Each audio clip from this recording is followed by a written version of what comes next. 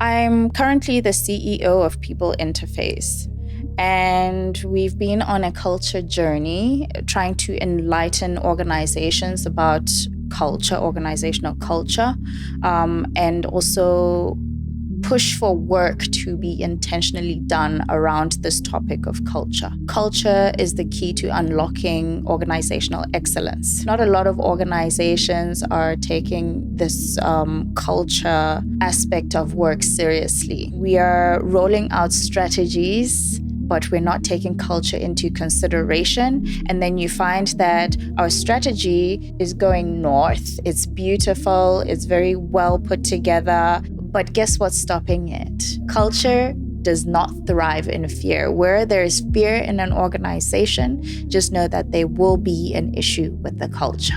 You have situations where, life is just a lot right now for everyone. And some people are really struggling in their personal lives, right? But what if we had a situation where, in as much as somebody's struggling in their personal life, just the idea of going to work brings comfort. In as much as you're struggling, you look forward to going to work because that's your safe space. Versus the opposite, where going to work is like, oh my gosh, I'm not sure this is what I want to be doing right now. You're questioning even your life. Dumelang batswana ko gae, leina la me ke Boitumelo Keoagile. For English-speaking people, I would say my name is Boitumelo Keoagile. I come from the home village of Kanyeko, South Rand District Council. Today, I'm with a very lovely guest. Her name is Aminah Moore. I'm excited to have her. Good afternoon, Aminah. Good afternoon, Boitumelo. How are you? I'm great, thank you. Great to have you here. Thank you for having me. I'm very excited. I'm excited too, and thank you for honoring the invite. I've been following you on LinkedIn for over 2 years now, I think, if not more than that. And you are someone who is you relate to me because you do things that I love and you are so passionate about organizational culture. I am. I'm very passionate about culture. Can you tell us what organizational culture is and how did you land there? Yeah. So organizational culture, simply put, is the way we do things around here, and around here in the context of the organization. Mm-hmm. I like to define it as the silent, powerful force, invisible force in an organization that shapes how we behave, how we make decisions, and how we relate to one another. Mm-hmm. And in my upcoming book, The Culture Toolkit, we say culture is your values in the organization plus behaviors. And so what you'll find is that if your values and behaviors are aligned, you end up with a positive culture, good culture, healthy culture. And if there's misalignment, that's when you're experiencing issues with your culture. Yeah. So that's how I like to define culture. Okay. And so far, so good. I heard you speaking about the book. What maybe inspired you to write the book about culture? So I'm currently the CEO of People Interface, and we've been on a culture journey trying to enlighten organizations about culture, organizational culture, and also push for work to be intentionally done around this topic of culture. What we're trying to message out there is that culture is the key to unlocking organizational excellence. And so if you work on your culture, you will see improvement in the bottom line, even though it's not very,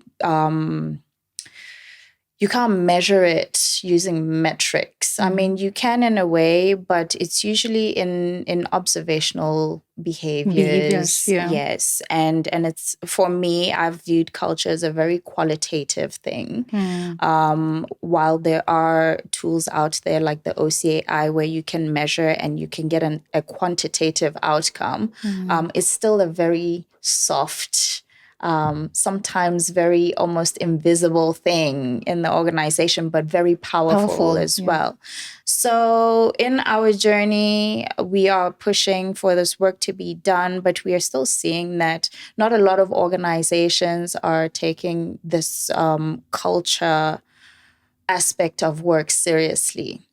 And there's no budget for it. We're not budgeting for culture. We're budgeting for everything else, but not culture.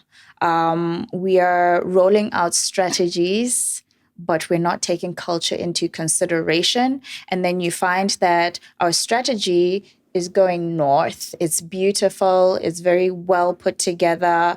If we do execute it, we're going to have amazing results. But guess what's stopping it from being executed the way we would like to? Our culture is going south, pulling south. So you need to work on your culture so that it's in alignment with your strategy, and then we're all moving in the right direction or the same direction together. When these two things are not in alignment, you roll out a strategy, you review your strategy, and you're going to find that we're not moving. The strategy is great, but we're not moving. And it's the people side that is pulling you back. So this book, I budgeting, you know, every time we do pitch for work, we are hearing a lot of, you know, our budget for this is not, either there's no budget or it's quite low.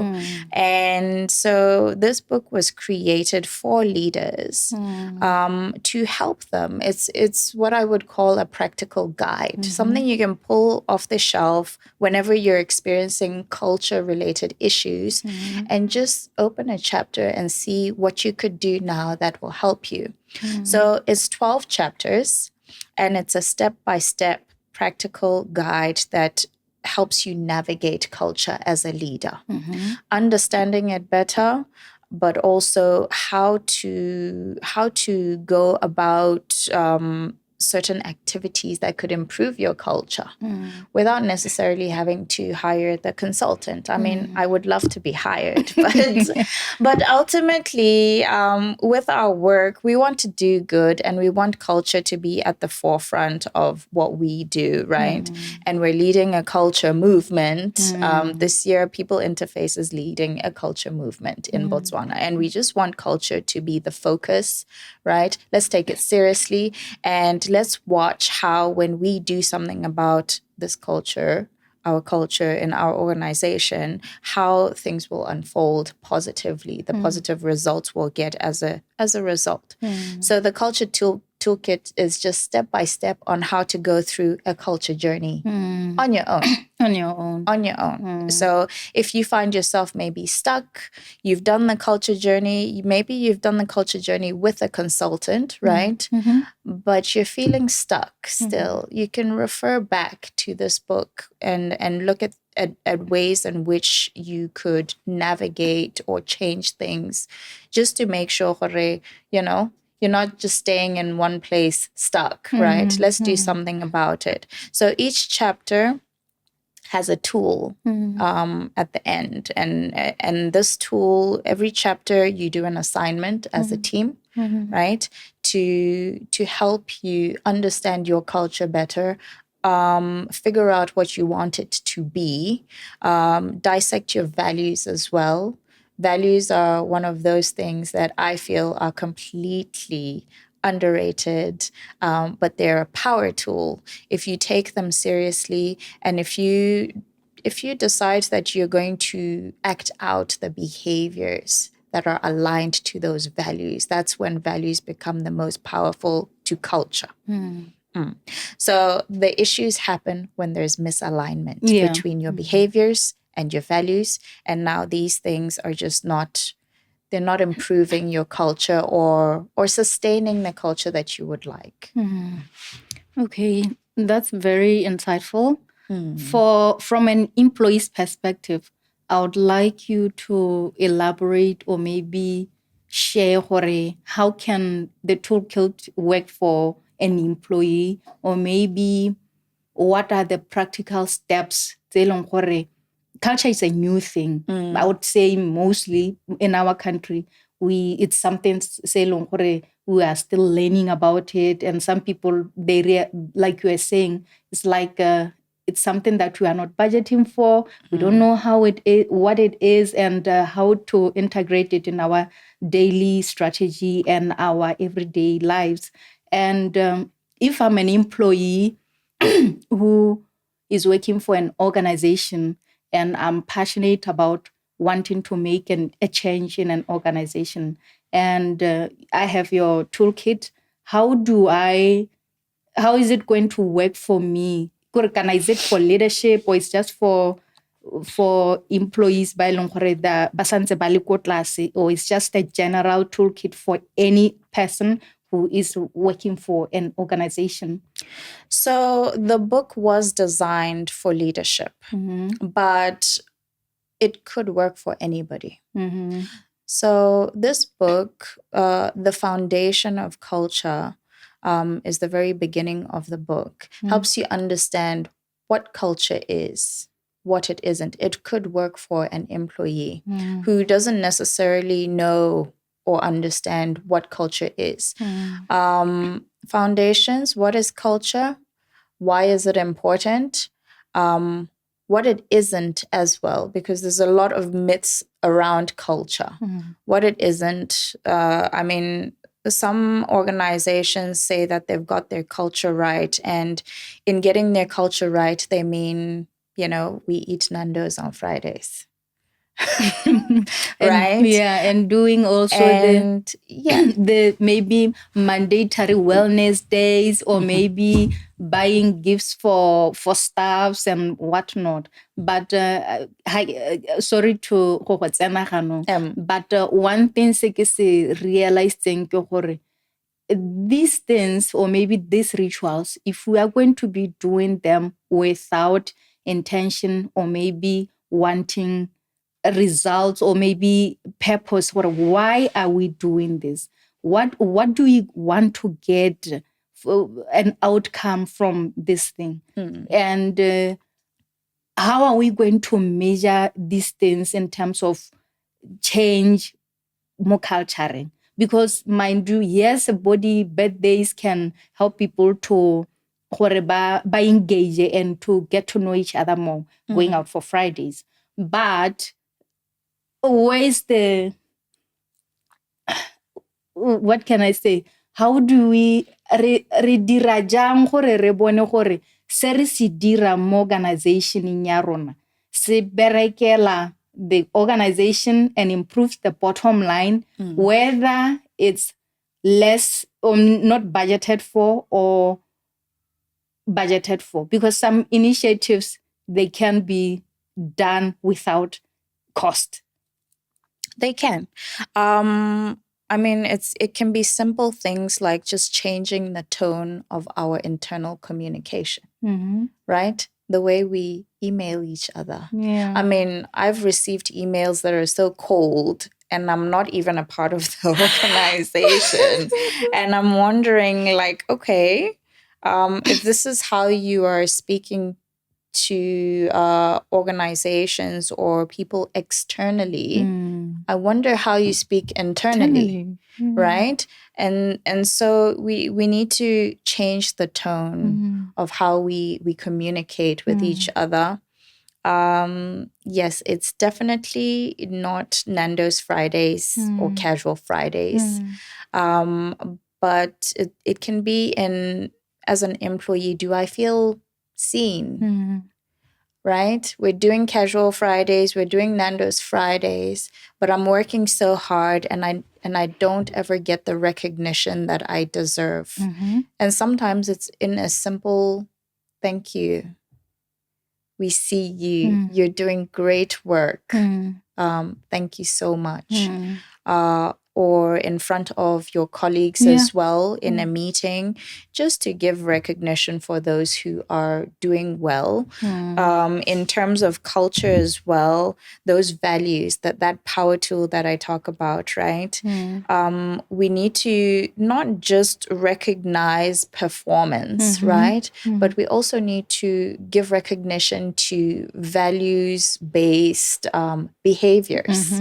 Right? If you want to shape your culture, if we are talking about a value like Boto, for example, and we have seen organizations where Boto is sitting as a poster on the wall, right? But when you go into that organization, you're like, okay, does it really exist, or are we just decorating our wall? And so you need to be able to break down those values into behaviors. And once they're broken down and you're seeing people behaving in alignment with our values, then you recognize that. You show that this is something we celebrate here in this organization. So when we talk about culture, we look at what you tolerate as an organization. If you're tolerating bad behavior, then that bad behavior is going to turn into our culture. If you're confronting it, then you're sending a clear message to your people that this behavior is not acceptable in our organization. If you're celebrating it, you're encouraging more positive behaviors. I don't even know if I answered the question. You did. But yeah, so this book is for anyone, employees as well. It'll help them better understand what organizational culture is, why it's important, and certain activities and things that could be done to improve culture. So the one thing that I've been thinking about a lot lately is how, as individuals, we tend to remove ourselves from the accountability culture, right? So culture, organizational culture is looking at our collective behaviors as an organization, or our collective way of doing things, right? But we tend to forget that each and every one of us contributes to this collective way of doing things. And so if we were to hold you individually accountable for your contribution to the current culture, right, individually, how do you answer to that? Are you positively contributing? Are you negatively contributing? We're really good at complaining about cultures as well. You know, this is a toxic culture. But have you taken the mirror and just looked at yourself and asked yourself, well, am I contributing to this toxicity, or do I confront it? Do I challenge it? In some instances, I mean, it's understandable where there is no psychological safety. Culture doesn't thrive in fear. Okay. And I make that statement very boldly. Culture does not thrive in fear. Where there is fear in an organization, just know that there will be an issue with the culture.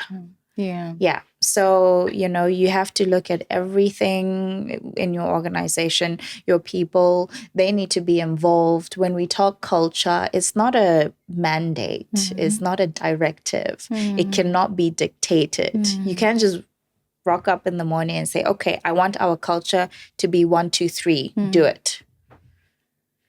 I think it's how we live our everyday lives, the behaviors, the patterns, and everything. It brought me to think back, Hore.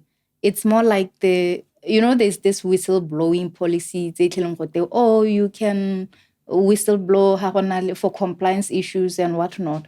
But then if maybe a good employee o elong gore maybe santse a le mošwa o tabatsa gore oh there's a malpractice there, I can whistleblow. Unfortunately the whistleblower o kgona gore later e be le ene victim yano o bona gore now we create a culture e elong gore ga gona accountability. Even if you were trying to live on good faith, kana a responsible citizen or employee, we end up our victimized and there's fear. So the culture thing, yeah, what is actually expected from you.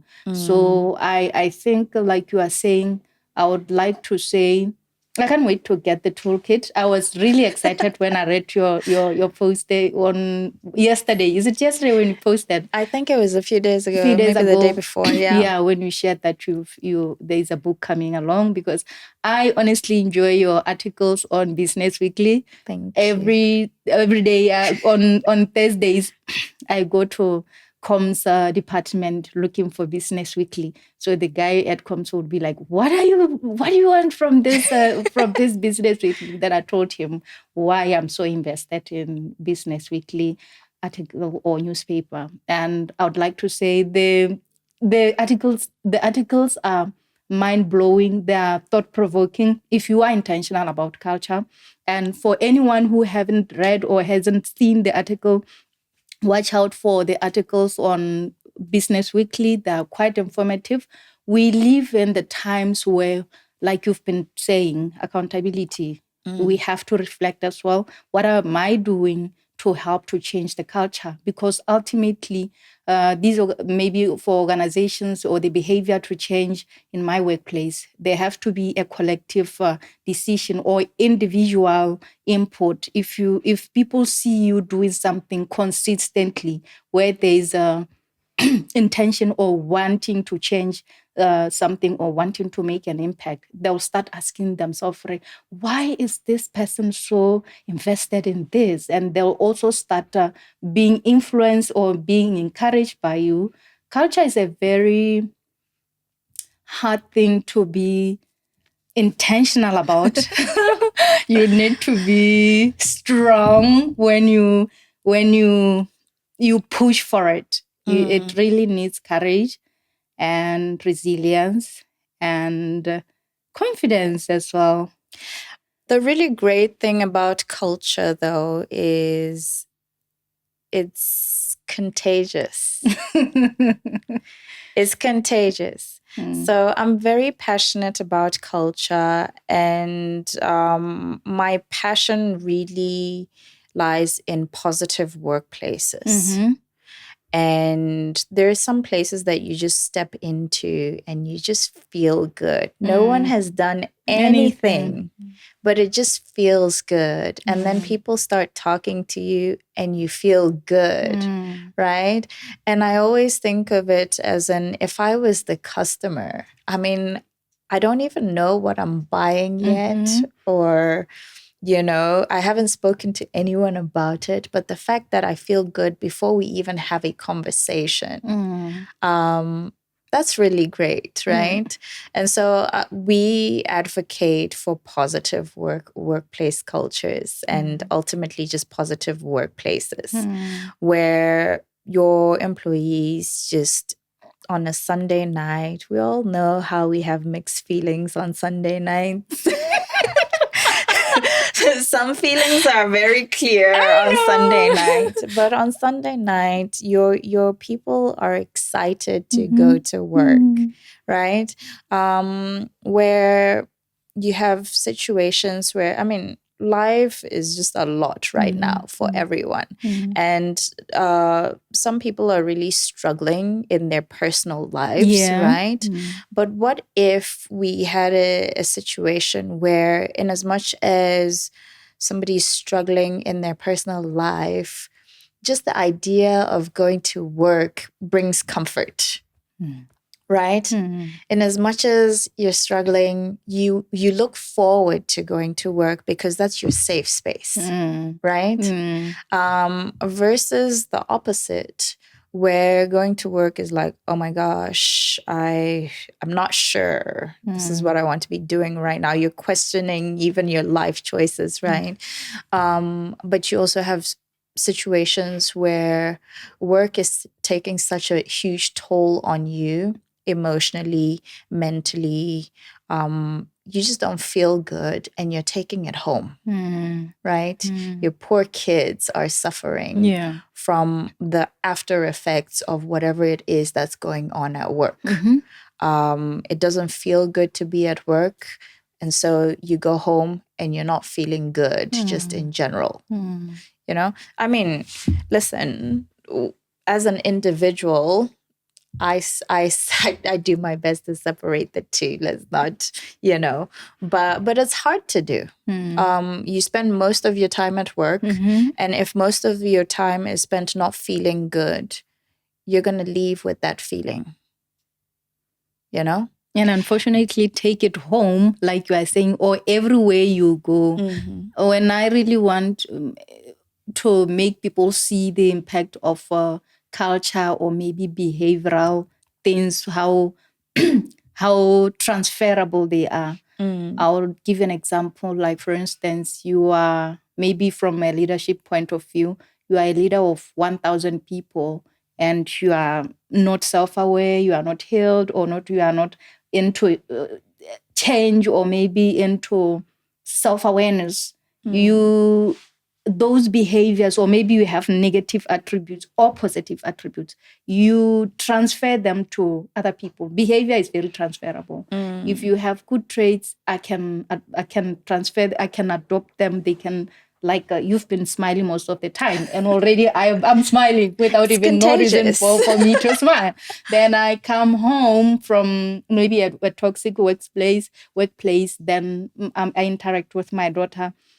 I wouldn't even have the energy to want to face her or converse with her, and anything that comes from me would be negative. So maybe you're angry. So I think we need to realize from a point of how we are unintentionally teaching. Maybe if I'm a leader, we are teaching our employees certain behaviors that at times you are not aware. If I do this, I transfer this behavior to Aminah, and Aminah takes it to 5 people that she lives with at home. Then after that, maybe she goes to church. At church, she meets 15 people. She transfers that behavior to 15 more people. It becomes a chain. If you are not self-aware, it's going to continue, and it becomes a cycle. It's going to be difficult to break. So, yeah, it's very important to be intentional about culture and positivity as well. In my recent article, I talked about training for culture, right? And why it's so important. Because culture hasn't been something that we've been focused on in the past years, right? It's a fairly recent trending concept. A lot of leaders out there are also not equipped to handle culture. And so training goes a long way to helping leaders understand culture and how to interact with it, how to shape it, and how as a leader, just by virtue of your position, you are going to be shaping culture whether you like it or not, right? Whether you're intentional about it or not, the fact that your people look up to you as their leader. I like the analogy of how children learn from us adults, right? Your people look up to you and they learn from you, and they actually watch the way you behave, watch the way you speak, and they mimic. Right? So if our leader is speaking with this tone, that is the tone we should be using, right? Most people end up mimicking the leader. They learn from the leader, okay? They adopt the tone. whether it's a good or bad tone. Whatever the leader is reflecting, that's what they're going to learn. Yeah. And so it ends up being, like you said, maybe unintentional, but it's happening in real time. And so if you learn about culture and you get to understand it better, then you become very intentional about the way you're leading, the tone, the way you're shaping the culture as well. You realize that certain behaviors that you are exhibiting are not going to end well if they're exhibited by all, right? Yes. So it is very much self-reflection when you've now understood this enigma called culture. It's really not an enigma, but once you understand it, then it becomes a lot easier. And I like to encourage a lot of self-reflection and learning. I don't think that when it comes to leadership, you don't stop learning. You're learning even more. And sometimes you're learning from your people as well. And self-reflection as well. You need to ask yourself, even if you're not the employee, earlier we spoke about the employee and your individual contribution, but as the leader, how am I contributing to our culture? Am I positively shaping it or negatively shaping it? How do people respond to my tone? Are the decisions that I've made in line with the culture that we would like to achieve? Now, one of the first steps when it comes to culture, obviously, is assessing it. Where are we right now? The really great thing about that OCAI tool, Organizational Culture Assessment Instrument, is it gives you an indicator of where we are right now and where we would like to be, our desired state. Right? And that's just the first step. Are we really where we would like to be in terms of our culture? And then from there, the interventions come. We need to challenge our values. Are our values aligned with the culture that we desire? Yeah. Some organizations keep values for a very long time. And for some it works, for some it doesn't. Times change as well. You need to go back into your values and really interrogate them and see if they're working for you today. And if they don't, you change them, right? And then break them down once again into those behaviors. And if you do that as a team, as a collective, right? Just by doing it together and involving everyone, there is an element of accountability that just comes naturally without saying we're holding you accountable, right? Because we did it together, because we were in agreement. If I ask you tomorrow, Bui, why are you behaving like this when we very clearly decided that this is not a behavior that is in alignment with our values and our culture as an organization? You're not going to feel like I'm attacking you because we very clearly agreed on this together. You were part of the process. So a lot of situations you have culture coming as just something that's been designed, right? And this is what our culture is. It's a directive. Or maybe a new strategy roll out and we haven't involved everyone and our values have changed, right? But they've just been changed from either the top or maybe by the consultant even, right? So these are our new values. Nobody was involved in formulating these values. And so, I mean, as an employee, I don't even understand this value that you're talking about, Expectations. Yeah, and I really don't feel like I should do anything about it, But if we were doing it together, you're part of the process, and you feel like, you know, your voice is being heard as well. You contributed to coming up with those values. And so the next time when somebody asks you or questions your behavior, right, you really don't feel attacked. If anything, you can stop yourself before even behaving that way, because you're like, oh no, this is not, yeah, I shouldn't be doing this right now. You know, it's a moral compass. We've agreed on this is the good way of doing things in this organization. And so because we've agreed together, we can hold each other accountable. And also tomorrow, if your leader is also just stepping outside of that alignment, you know, you're able to just question it in the most respectful way. Like, you know, but this is not what we agreed on. You know, I know it's difficult.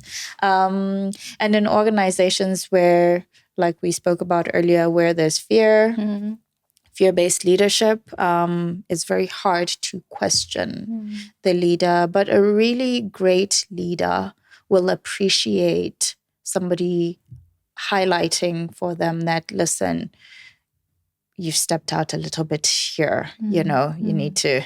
Yeah, because we all have blind spots. And like you are saying, culture is something that is fairly new. We are all trying to adjust and trying to build something that will yield fruits for everyone. Nobody wants to work for an organization that is taking away so much from them, especially more so that we live in the times of mental health and poor organizational culture, or maybe toxic workplaces, like how people normally call it.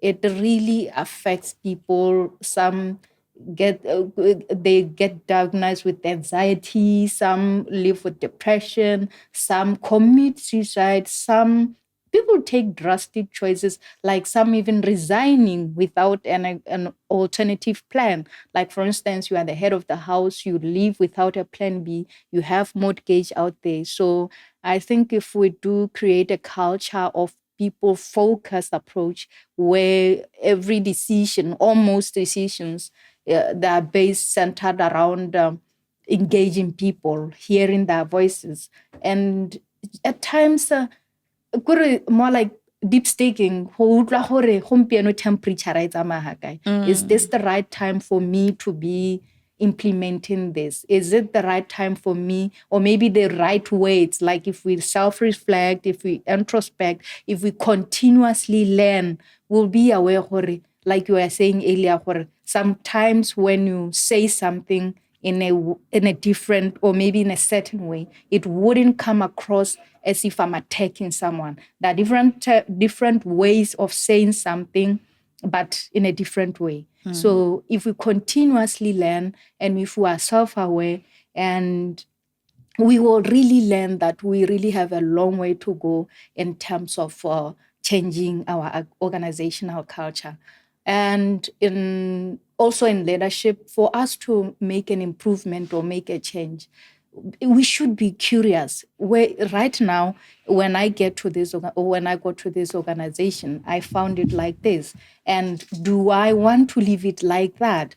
And sometimes there are some sacrifices or maybe prices to pay for wanting to have things in a different way. To make it better. Yeah, to make it better. And I think it's also mostly in culture. There's a price to pay for you wanting to be at the forefront of a positive culture, or maybe wanting something different.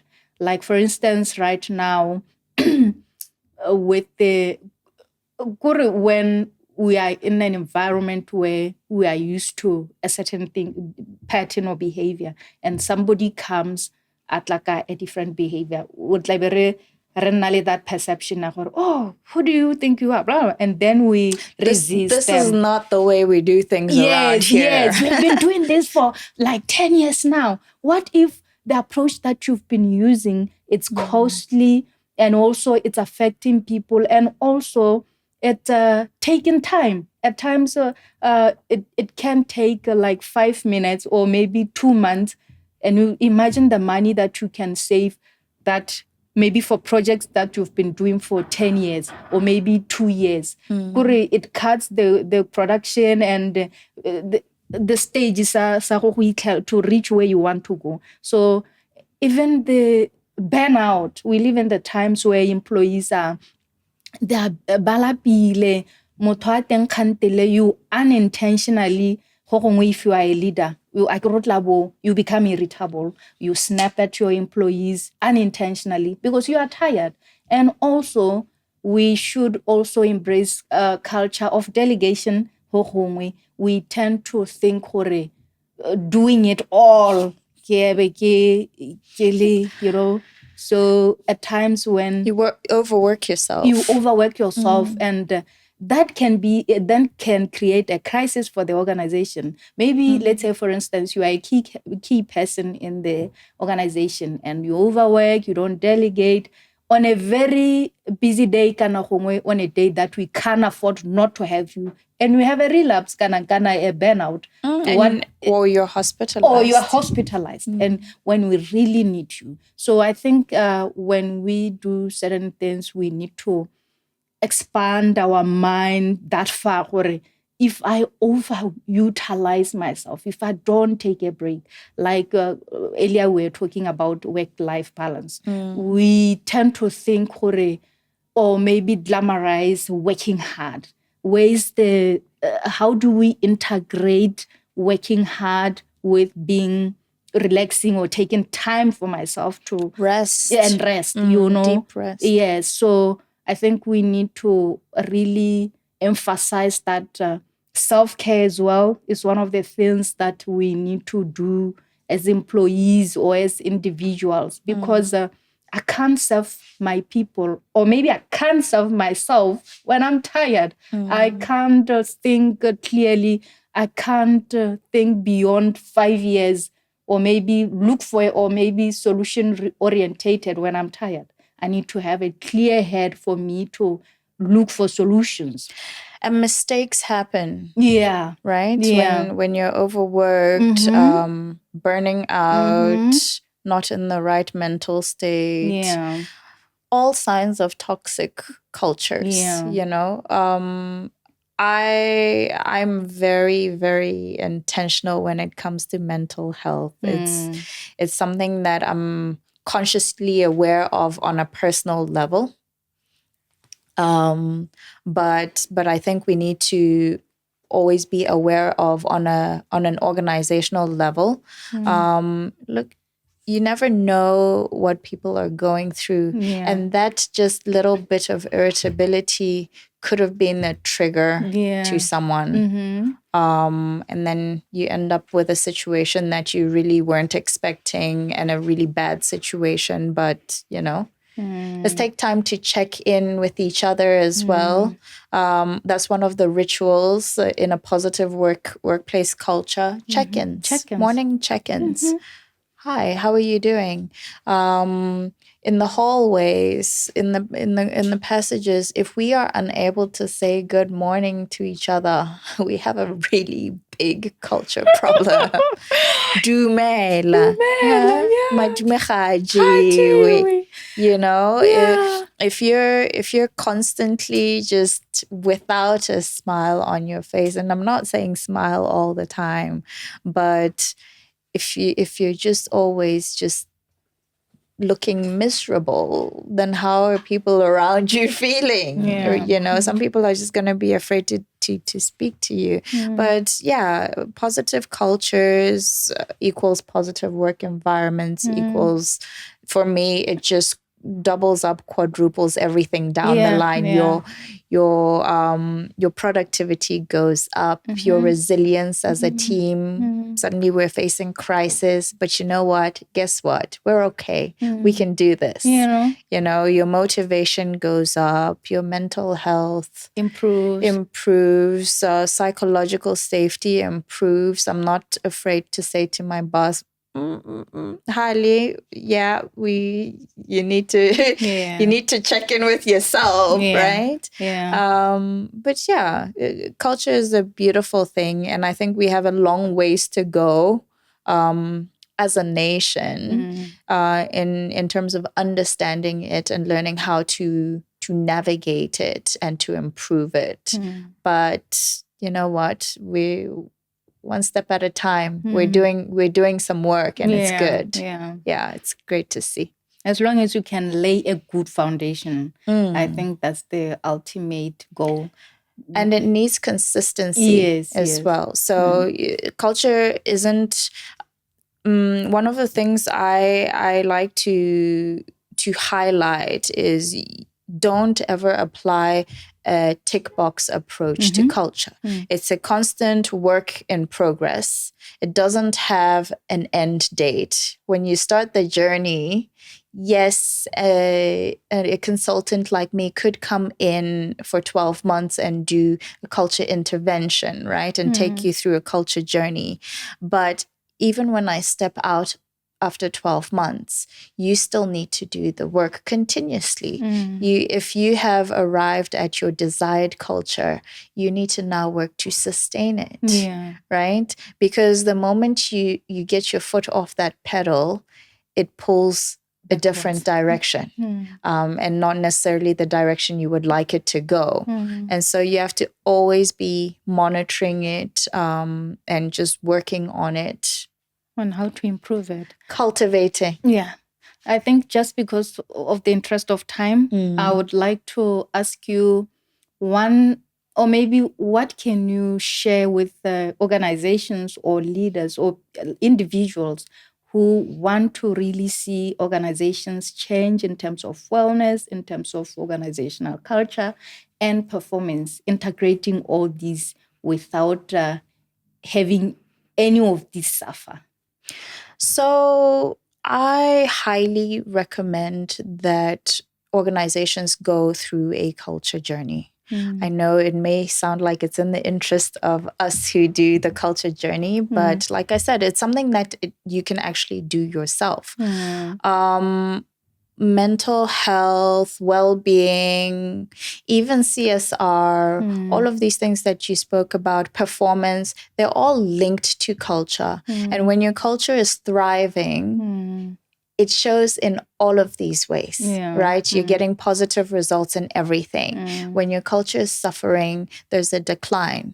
And so do work on your organization's culture, one step at a time. It doesn't all have to be done all at one go, but go on a culture journey, put together a culture statement. What culture do you want for this organization? And what are you going to hold yourself accountable to in terms of culture? And if we're not arriving at this culture that we want, at the very least, we're making steps and working on it over time to arrive there. So that's my encouragement. Work on culture, budget for culture, go on culture journeys, and also train, learn more about culture. Learning is always a good thing, regardless of what level you're at. Continuous learning. Yeah, thank you, Aminah. Even though when you are talking of training, I know we are in a very challenging time where there's really no money. The economy is very challenged, but we have to sometimes trying to deprive something so important. We are really creating a mess. I think in terms of priority, let's prioritize culture, and it's a long-term investment for organizations. I was just about to say that if we view culture as an investment, that's where we're going to see some really amazing results and outcomes. Yeah. No, it's been great. I feel like now when you see, I have so many questions to ask you, and but due to the interest of time, I've learned a lot. I can't wait to read your book, and I'm excited to be reading your. I'm always excited to be reading your articles. And like I was telling Botswana earlier, do read continuous learning. It helps us to navigate life better. But if we keep on reading, having a teachable mindset and a reading culture, it helps us to embrace change and also to adapt. So, with that being said, thank you, Aminah, for educating us. I'm also learning in this culture sphere, and it's really exciting and challenging. And thank you so much for coming. Thank you for having me. Thank you so much. It's been a pleasure. Thank you, Botswana, for watching. And until next time, can't wait. Bye.